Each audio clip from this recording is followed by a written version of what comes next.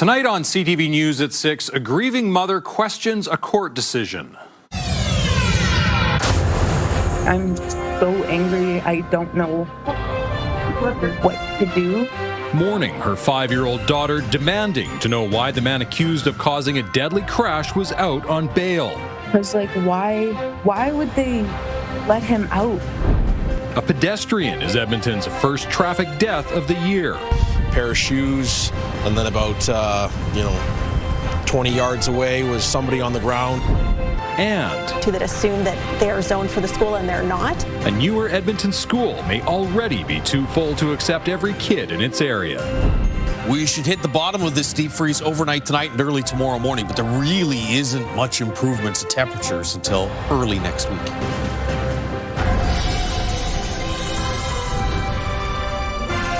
CTV Edmonton, local breaking news with Jeff Hastings. Good evening. An Alberta mother is questioning why a prolific offender was allowed out on bail before he allegedly crashed into her car, killing her daughter. Morrigan Daniels-Dion spoke to CTV News from her hospital bed where she recounted the night of the crash. Nariman Issa reports. She was a character. She loved singing and dancing. Morrigan Daniels-Dion is emotional as she looks back on memories of her daughter. 5-year-old Lilith was killed in a head-on crash last week on a highway near Cold Lake. A big piece of us was taken from us, and we will never have that. The 27-year-old broke several bones, including both ankles and a tibia. Her partner is also in hospital with several injuries. Their 10-month-old daughter survived. It was pretty horrifying because I remember everything. Daniels-Dion says she begged the other driver to help. Call 911 and then check on my children because I had my 2 daughters in the back. And then he looked at me and he said, he went like this. He said, I don't know. RCMP says the 34-year-old driver was in a stolen vehicle. It says after the crash, he stole a Good Samaritan's vehicle who stopped to help. At the time, the man was on bail for breaching a probation order. I'm so angry, I don't know what to do. Because, why would they let him out? In a statement to CTV News, the province is calling on the federal government to accelerate its bail reform bill. One criminologist says there needs to be accountability. Where this individual should not have been out based on everything I've read about with what their past was and the fact that they were out on release conditions. Granted, I understand that jail is not the solving of everything, but in a case like this was a preventable crime. As Daniels-Dion grieves from her hospital bed, she wants people to remember her daughter the way she did. She was just so sweet. She just loved everybody. A GoFundMe has been set up to help with expenses. Nariman Issa, CTV News, Edmonton. A collision in Queen Mary Park just north of downtown is Edmonton's first pedestrian death of the year. Bystanders attempted to save the woman's life. CTV's Evan Kenny has more on their efforts and concerns following 32 deaths on city streets last year. I heard a very loud impact. Andre Grandin was working just north of downtown Wednesday morning when he heard the loud bang. I kind of ran over and there was someone on the ground, pair of shoes, and then about 20 yards away was somebody on the ground. A 78-year-old woman had been hit by a moving van. Grandin called 911 and started giving the woman CPR. Just trying to preserve the chances of survival for this person that had been quite clearly struck by a vehicle at a pretty high rate of speed. Despite his efforts, the woman died. Police do not believe speed or alcohol were a factor. I didn't see the light at the time, but when the individual came back, he was kind of explaining that, it was a green light that this individual had crossed at. Edmonton police say the woman was crossing 107th Avenue at a spot where she was not supposed to be when she was hit. It's the first deadly traffic collision in the city in 2026. It's obviously early in the year. I know we don't want to see a fatality this early. We don't want to see any fatalities. I think, again, it just shows that, for pedestrians, it was pedestrian collision, pedestrian drivers just have to be aware of their surroundings. Last year, 32 people died in collisions on Edmonton roads, more than the 20-year average. The mayor hopes the newly approved traffic safety enforcement team can help curb the increase in deaths. One fatality on our roads is too many. That's somebody's family member, somebody's friend, somebody's neighbor, and it's tragic. It doesn't matter the circumstances of it. Edmonton's Safe Mobility team says an engineering review of the location will happen to see if there are any issues that can and should be addressed. As a part of the review, fatality signs will be placed at the location of the collision to acknowledge a fatality has taken place and serve as a visual reminder to drive safely. Evan Kenny, CTV News, Edmonton. A security guard and Edmonton police officers were among witnesses today at the second-degree murder trial for Justin Bone. Amanda Anderson has the latest from day 4 of the trial. Justin Bone is accused of 2 unprovoked attacks in Chinatown in May 2022. 64-year-old Hung Trang, an employee at an auto body shop, and 61-year-old Bonfu Kwong, the owner of an electronics store, were beaten to death. A security guard who initially tried to arrest Bone told the court he was agitated and throwing objects. He said Bone had a look in his eyes as though he just did something heinous.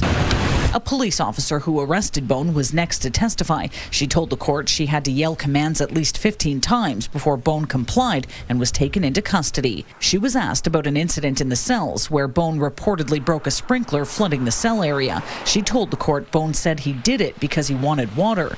An EPS forensic photographer was also called. She described photos she took of the scene at the electronics store, as well as attempts to collect evidence from Bone when at the police station. She says when they attempted to take the photographs, collect his clothes, and take swabs for evidence, he was not compliant. During cross-examination, Bone's lawyer questioned whether his client's charter rights were violated because he wasn't taken to a phone to call a lawyer when he asked for one. One witness told the court Bone asked to make the call at the same time the broken sprinkler was being dealt with, while the forensic officer said it's practice to collect and document evidence with an accused before going to the phone room to prevent cross-contamination. The trial continues tomorrow. Amanda Anderson, CTV News, Edmonton. Alberta Occupational Health and Safety is investigating the death of a worker at an oil sands mine north of Fort McMurray. Suncor says a contractor was operating heavy machinery at its Fort Hills site. The provincial government says the worker was inside a piece of equipment when it sank into muskeg. The worker's body has not been found. Suncor says the investigation is in its early stages and believes it may have been the result of a medical issue. Another core city service says demand is increasing as Edmonton grows. Edmonton Fire Rescue Services is looking to secure more resources as council prepares for the next 4-year budget cycle. The fire chief says call volumes have gone up nearly 70% over the last 5 years. In 2025, the service responded to about 91,000 calls. More than half were for medical emergencies. 2025 marked the first full year with an amended policy aimed at restricting firefighter responses to only the most life-threatening medical calls. The chief says while the service is looking at ways to shed more calls, it's now focused on the budget. How do we ensure that we've got fire stations sited in the newer developing areas? I think that's where I'd say one of the main frustrations is making sure that we've got the money to replace our fleet in a timely manner. As I mentioned, fire trucks have literally doubled in cost in the last few years. A new fire station opened in Blatchford last year. Council also approved support for 2 more new stations.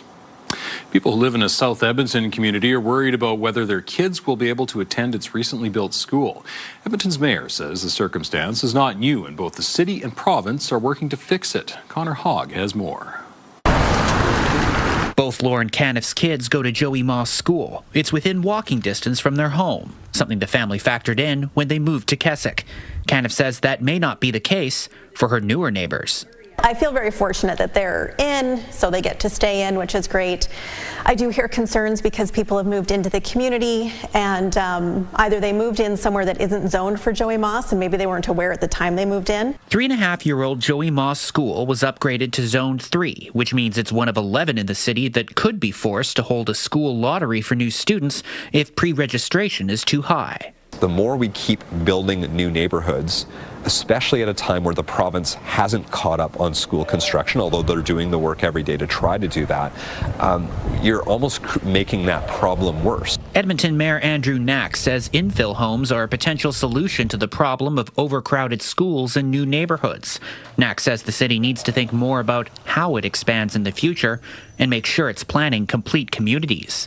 The Office of the Education Minister says $8.6 billion is being spent to build and renovate 130 schools in the province, with 36 active projects in Edmonton. The funding that they put in is going to be certainly a step in the right direction, but more is needed to make sure that people can move within a community and actually have access to the local school nearby.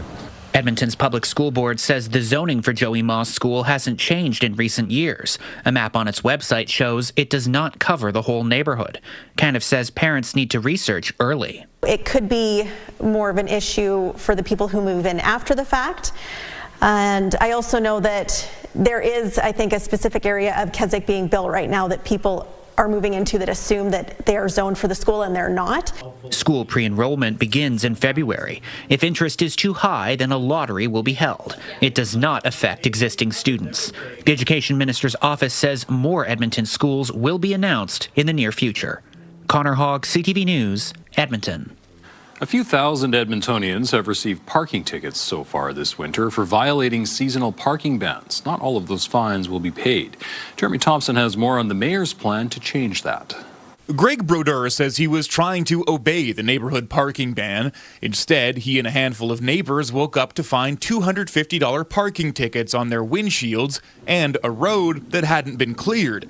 The text notification from the city initially said plows would be by Friday, January 23rd. The ticket came on Sunday and the plows came on Tuesday. He's been in touch with his counselor and plans to challenge the fine, but not all of his neighbors will. Some people are definitely going to challenge it because they're not happy about it and the way it was done. And others can't be bothered and probably will just end up paying the fine. Since the city introduced seasonal parking bans a few years ago, ticket totals have varied with the weather. The dollar figures on this graph don't account for fine revenue lost through successful challenges. If people feel like a ticket was incorrectly issued, they should absolutely go through the challenge process. The city couldn't supply CTV with a breakdown of how many parking ban tickets are successfully challenged through a city review process or how many end up in court. It could not provide an estimate of how much money the city loses out on due to successful challenges either. Mayor Andrew Knack says ideally the city wouldn't earn any money from parking fines because people are following the rules. We don't want to rely on that. We never want to get into a position where we're relying on that revenue to fund our snow and ice control program. That's not something that we would want to do. As council prepares to overhaul the snow clearing budget, Knack suggests adding to the current contingent of 5 enforcement officers could help reduce ticket challenges. Brodeur figures existing officers could be deployed more effectively. Those 5 officers, why can't they ticket ahead of the plows when they're actually coming? He plans to contest his ticket once he receives official notice in the mail. Jeremy Thompson, CTV News, Edmonton. A young Edmontonian dressed up as a familiar politician for a special occasion at City Hall today. This is Mayor Brady. He and his grade 6 class at Michael Strambitsky School were at City Hall for City Hall School.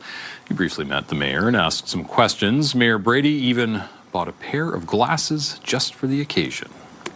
I just thought it would be kind of funny to look like Andrew Knack and wear the suit.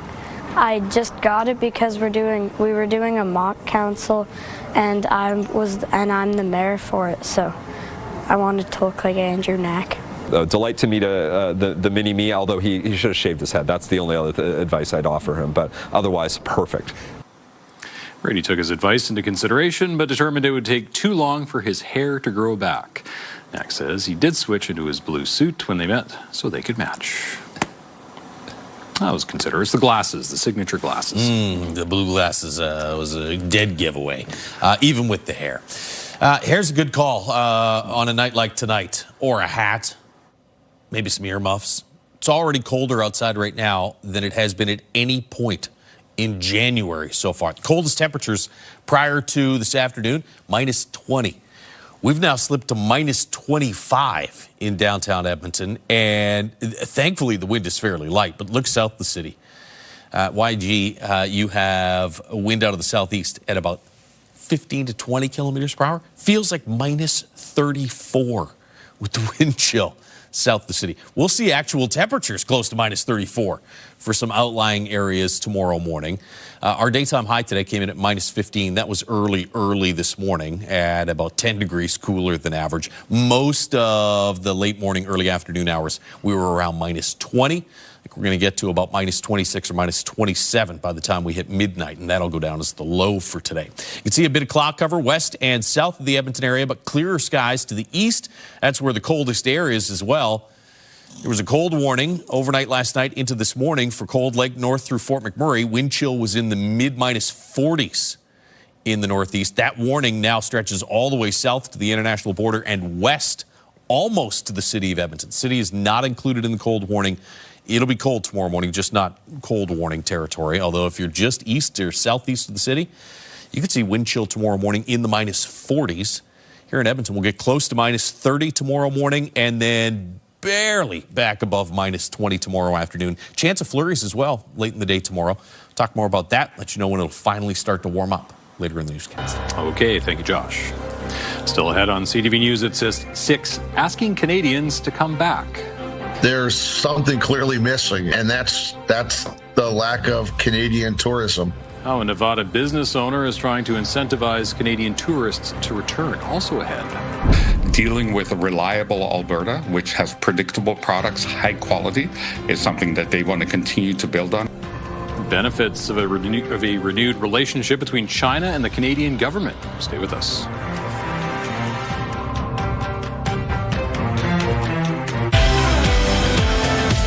Friday on Your Morning, W5's investigation into a 23-year-old Canadian woman killed at a Mexican resort. Plus, what polarizes people and how to have a discussion without arguing. See you at 6. Programming brought to you by James H. Brown Injury Lawyers, the heavy hitters of injury law.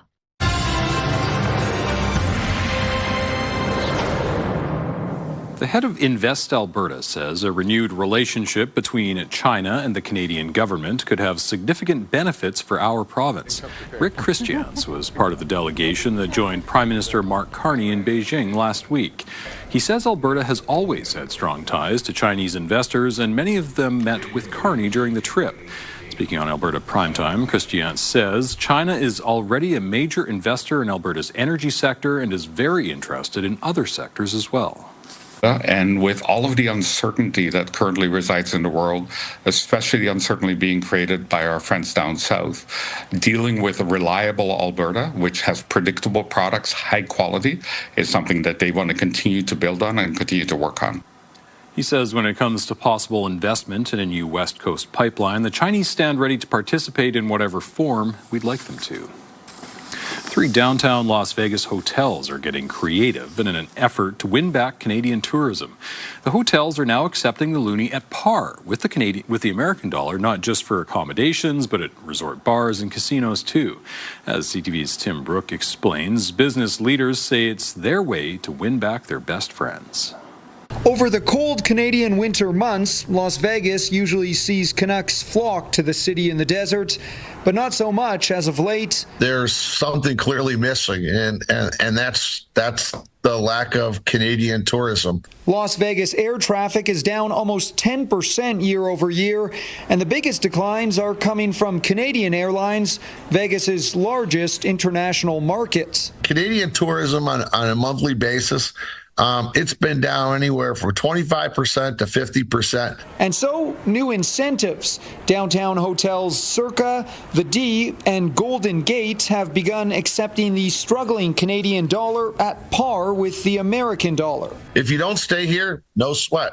We have a bar in each one of our 3 hotels that we've designated as a Canadian bar. And then if you have $500 Canadian, we'll give you $500 American in a voucher to play slots at any one of our 3 casinos. The push follows similar tourism moves in Washington, Montana, California, and even at Walt Disney World. Losing even a fraction of that traffic means that we lose billions in tourist spending, and tens of thousands of jobs are at stake. That's significant, especially given the general malaise in the economy economy. This slowing travel demand can be linked directly back to the re-election of U.S. President Donald Trump. Among Canadians who have not recently traveled to the States, 34% cite their feelings about Trump or the way America is treating Canada. And you now understand why Canadians have stopped going to tourist destinations like Las Vegas. Every state can tell you how much their economy is losing. Just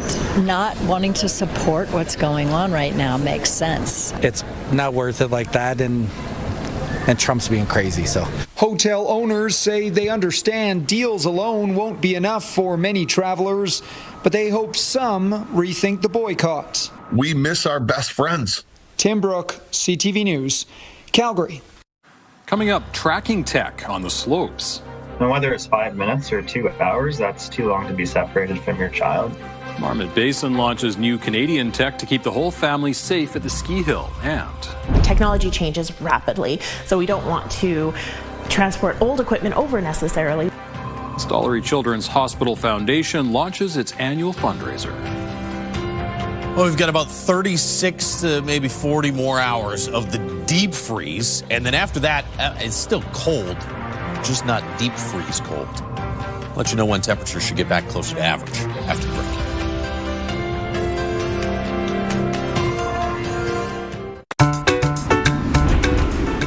Okay, so Pat wrote in and wanted to know how we measure precipitation. Now, you guys can help explain that, right? You know, what instrument do we use to measure rain? A rain gauge, that's right. The rain falls into the rain gauge, and then you measure how much moisture is in the bottom of that, and you say, oh, well, it was 5 millimeters, or it was 7 millimeters worth of rain. Now, sometimes, if it's windy, sometimes the wind can blow some of that rain past. And does rain fall evenly across an entire city like Edmonton?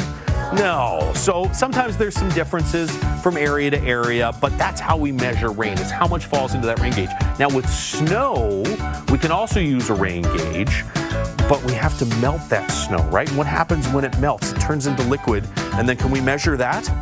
Yeah, and that'll tell us how much moisture is in there. And not all snow is the same. Some snow is drier and some snow is a little bit wetter. And so we'll also like to take a measurement of how much sits on the ground. And do we use a rain gauge for that? No, we just use a ruler, right? And you take a couple measurements and you figure out how much snow fell on the ground, whether it was 5 centimeters or 10 centimeters. You guys knew that already, right? Yes, and now Patricia McLeod, everybody else knows that as well. These are the grade 5s from oh, smart kids here at Michael Strembitsky, forecasters of the future, and you are CTV Weather Watchers. Weather Watchers brought to you by the Alberta Teachers Association. Strong schools equal a strong Alberta.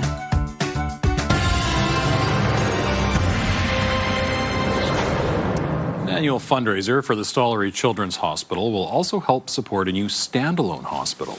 This year's Mighty Millions lottery is offering millions of dollars in prizes, including this grand prize home in Keswick. It's worth nearly $2.5 million and comes furnished.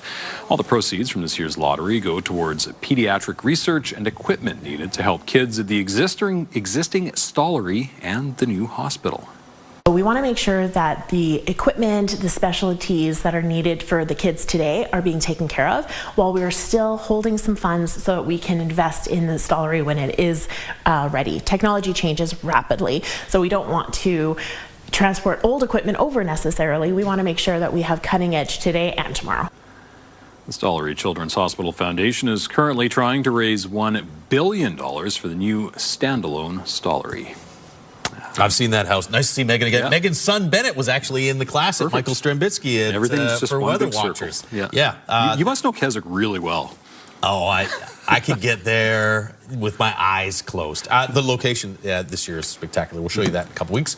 All right, take a look outside right now, and that is the view through the River Valley Sky Cam, brought to you by Action Furnace. Fixed right over, it's free. It's minus 25 in Edmonton.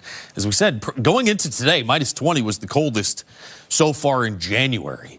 So we talked about the fact that this would be one of the coldest stretches of days that we've had so far this winter. We're not quite as cold as some of the morning lows we had in December just yet, but If we get to minus 30 tomorrow morning, which is a possibility, this will easily be the coldest temperatures. Look at this, already into the minus 30s here at 6 p.m. in east central and northeastern Alberta. Jasper, on the other hand, is at minus 9. You want some warmer temperatures? Head west.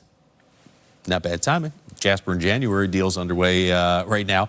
You get 13 kilometer per hour wind in Red Deer, about 10 kilometer per hour wind in Lloydminster. Elsewhere, the wind really isn't that much of a factor, but you'll notice all it takes is a 10K wind, and all of a sudden it's feeling about 10 degrees colder. So it's minus 41 wind chill in Lloydminster right now, and we'll see wind chill overnight tonight and through into tomorrow morning in this pink zone in the minus 40s. Some spots could be minus 45 to minus 48 early tomorrow morning. The city's not included in that warning, but areas just off to the east are included and could see wind chill in the minus 40s at times tomorrow morning. Clear skies to go along with that cold air to the east and northeast. A little bit of cloud cover off to the west and southwest.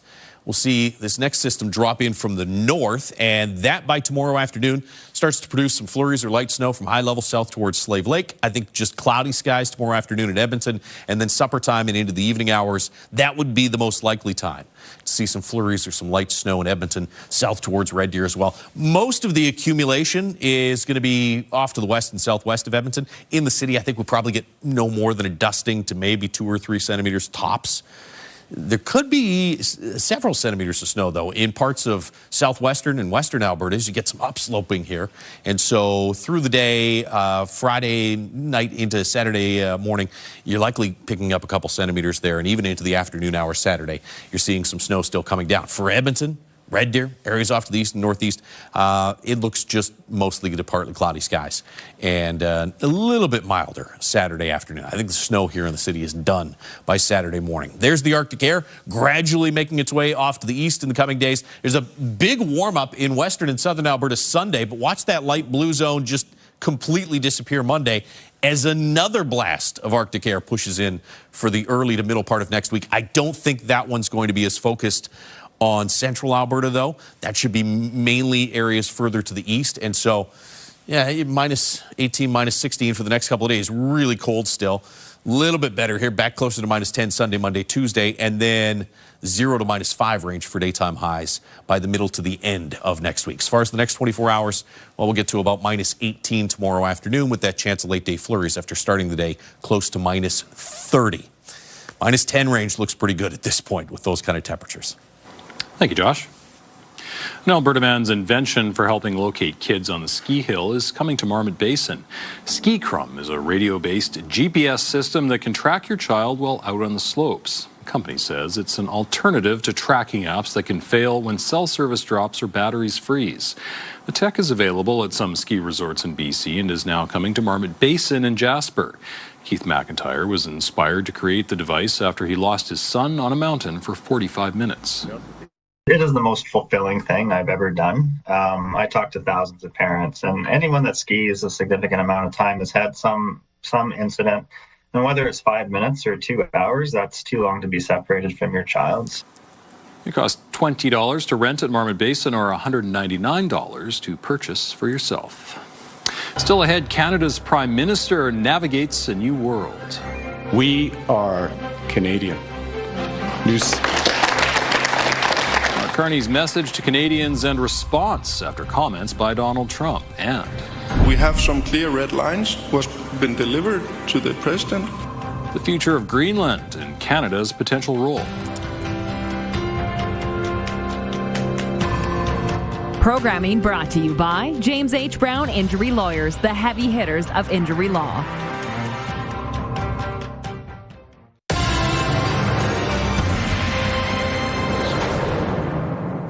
Prime Minister Mark Carney delivered a national address today as he remains in the global spotlight over his speech this week at the World Economic Forum. Donald Trump has responded to the PM's Davos remarks by saying Carney should remember that Canada lives because of his country. Today, the PM pushed back. Canada and the United States have built a remarkable partnership in the economy, in security, and in rich cultural exchange. But Canada doesn't live because of the United States. Canada thrives because we are Canadian.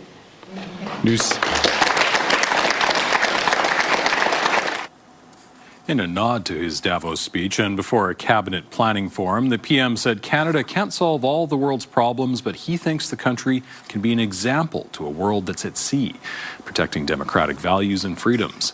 Conservative leader Pierre Poilievre said he's willing to work with the PM to turn his words about protecting Canadian sovereignty into results, commenting, "We need to do things, not just say them." He also noted that Carney ran on a pledge to reach a deal with the U.S. Prime Minister Carney's speech is still spurring reaction, including from U.S. Commerce Secretary Howard Lutnick. Today at the World Economic Forum, Lutnick had pointed remarks for Carney and what he described as whining from Canada. CTV's Michael Couture reports. Give me a break. They have the second best deal in the world. And all I got to do is listen to this guy whine and complain? U.S. Commerce Secretary Howard Lutnick called the Prime Minister's speech in Davos political noise. Tuesday, Mark Carney urged middle powers to band together against more powerful countries that use economic coercion.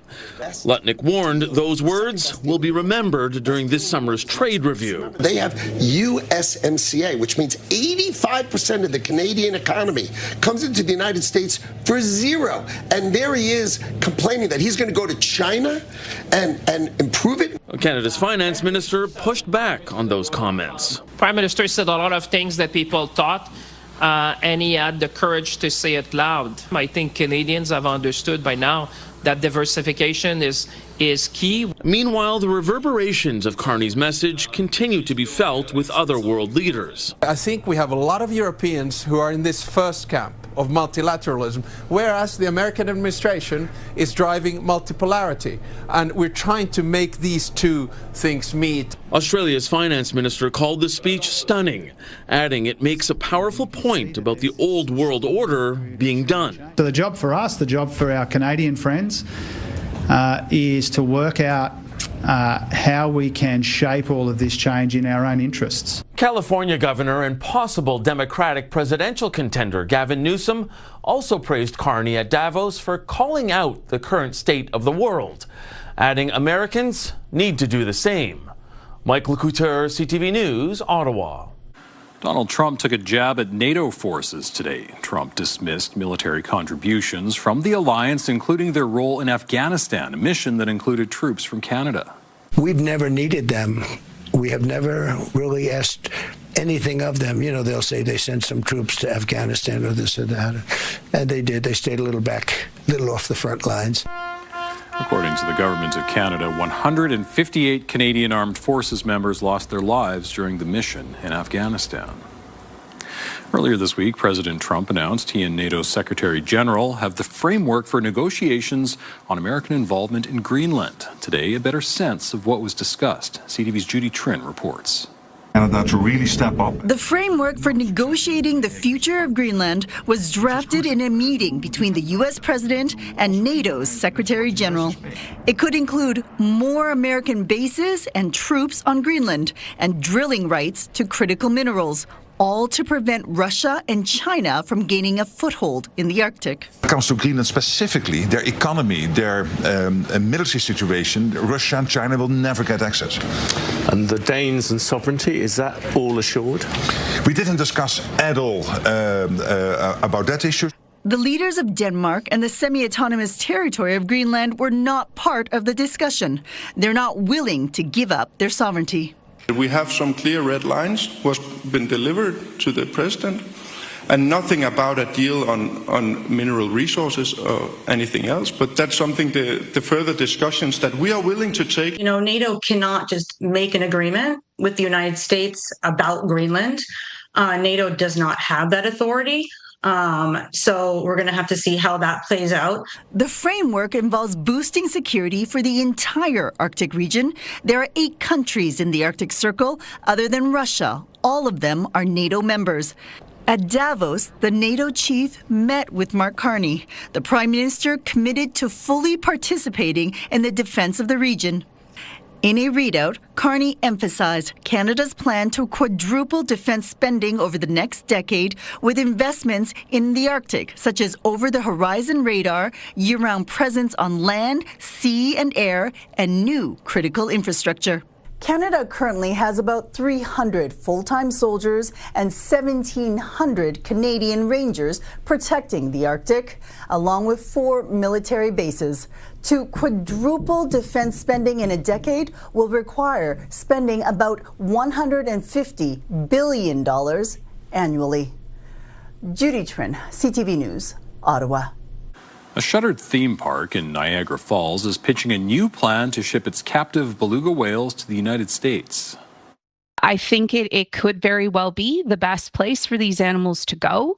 But I think it's so wrong that Marineland is holding the government hostage and they're threatening to kill their whales if they don't get the answer that they're looking for. Marineland is reportedly asking the federal government for permission to move its remaining 30 belugas and 4 dolphins to the United States. The Fisheries Minister's office has confirmed an export permit application has been received and that will be reviewed. A proposal last year to send the whales to China was rejected by the federal government. Still to come, housing changes. The change that fundamentally changes the character of my neighborhood. I have a right, I guess, to be concerned about that. Why millions of dollars earmarked for affordable housing in Red Deer have been cancelled. Yeah, there he is, huh? Yeah, there he is. We're talking about you. Do you want to hop in? And goalie Stuart Skinner is back at Rogers Place.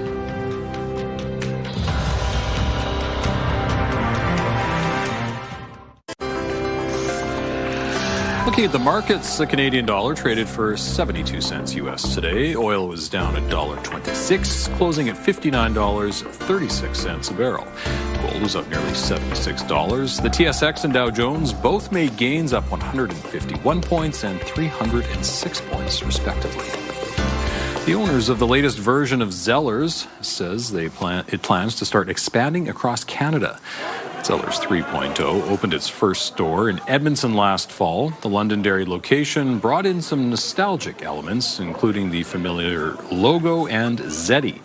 While it didn't provide any financials, the owner says the store has exceeded its expectations. It's now looking to acquire space in other Canadian cities. No word if there are any plans to bring back the cafeteria at any point. Millions of dollars earmarked for affordable housing in Red Deer have been cancelled after the city refused to meet the requirements of an agreement with Ottawa. Red Deer signed the agreement with the feds through the Housing Accelerator Fund. It includes money to help speed up housing supply in exchange for zoning changes. The public pushed back on the blanket rezoning bylaws that saw similar controversy in Calgary and Edmonton. Blanket rezoning, which would have allowed 4 units on single-family lots. Mayor Cindy Jeffries says she did expect people to be unhappy with the plan. When someone comes in and proposes a change that fundamentally changes the character of my neighborhood, I have a right, I guess, to be concerned about that.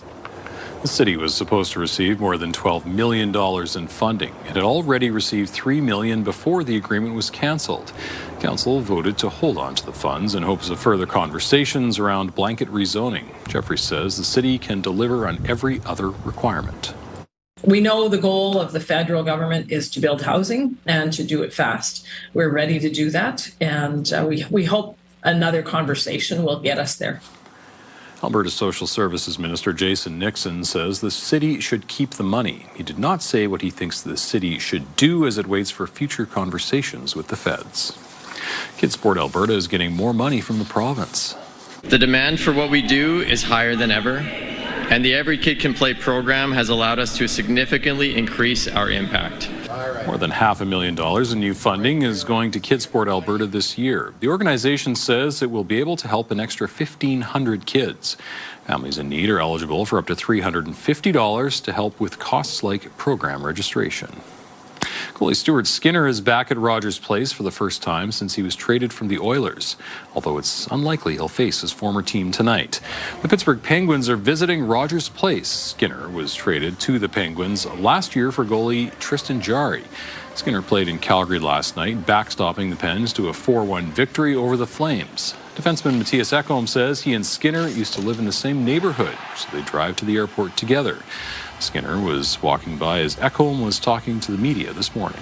It's always special to play friends. It happens in this business, obviously, with trades and whatnot. I think you and Stuart would drive back and forth to the airport. Yeah, and there he is, huh? Yeah, there he is. Talking about you. Stuart, you want to hop in? What's up, Gene? Hey, how are you? Good to see you. Got a haircut after you. Jari will start in goal for the Oilers. Tonight's game starts at 7. The stars of the Canadian hockey drama Heated Rivalry are headed to Italy. The two most talked about prospects in the world. Canada's Shane Hollander. Shane Hollander, I wanted to introduce myself. Okay. And Russia's Ilya Rozanov. Hudson Williams and Connor Story will take part in the Olympic torch relay for the Milano Cortina Games. The actors have had a rapid rise to fame. Just 9 months ago, Williams was working at the old spaghetti factory in BC. The hit Crave show will begin airing in Italy on February 1st. Still ahead, the nominations are in. Who's in the running for Hollywood's biggest prize, and the film that got so many nominations broke a record.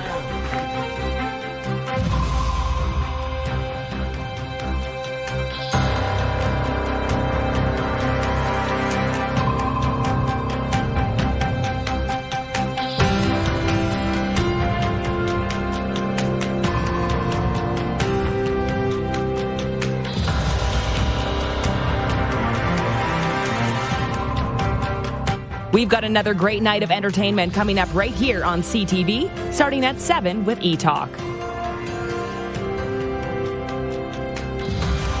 Programming brought to you by the Billy Joel Songbook with your Edmonton Symphony Orchestra. Learn more at winspearcenter.com. It was a big day for Hollywood as the Oscar nominations were announced. Some nominations were expected, others were a surprise, and a few were Canadian. CTV's Andrea Case reports. Sinners, the vampire horror box office hit, was released way back in April. It received 16 Academy Award nominations, the most ever in the Academy's 98-year history. Nominations include 3 for Ryan Coogler, Best Director, Best Picture, and Best Screenplay. On the film's acting side, a Best Acting nod to Michael B. Jordan, Best Supporting Actor for Delroy Lindo, and Best Supporting Actress Wunmi Masaku.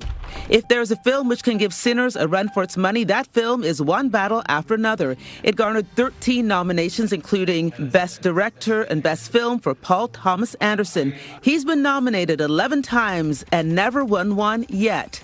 His cast, including Leonardo DiCaprio, Benicio del Toro, Sean Penn, and Tiana Taylor, were all nominees, but no nomination for Chase Infinity. Locally, made in Toronto, Frankenstein received numerous nominations, including Jacob Elordi, who played the monster, and Toronto producer J. Miles Dale in the Best Film category. And the wild ride continues for Toronto's Maggie Kang, whose K-pop Demon Hunters was nominated in the Best Animated Film category, and Golden was nominated for Best Original Song.